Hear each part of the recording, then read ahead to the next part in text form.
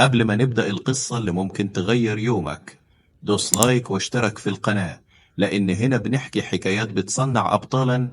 يلا نبدأ. كان في شاب اسمه كريم عايش في حي بسيط، وكان دايما بيسمع جملة: الفرص مش لينة، الفرص للناس اللي فوق. بس كريم ما كانش مقتنع بالكلام ده.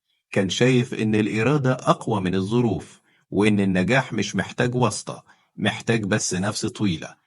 كان بيشتغل في ورشة ميكانيكا، وبالليل بياخد كورسات أونلاين في البرمجة. كل يوم بيرجع بيته تعبان، بس بيقول لنفسه: أنا مش هموت وأنا معرفتش أحقق حلمي.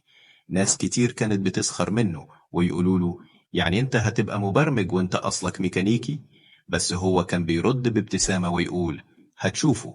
مرت سنين، تعب كتير، سهر كتير، فشل أكتر، بس عمره ما استسلم.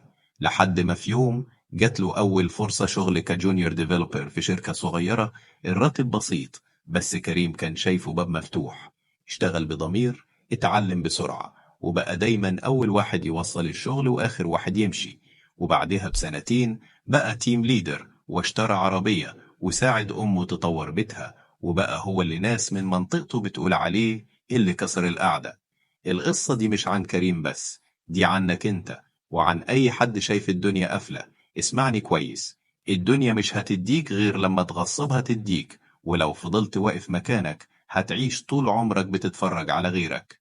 قوم، اتعب، افشل، عيد من تاني، بس اوعى تستسلم، لأن اللي بيكمل دايما هو اللي بيكسب في الآخر. وفي ختام الفيديو لا تنسى الاشتراك في القناة ومشاركتنا رأيك، دعمك يهمنا.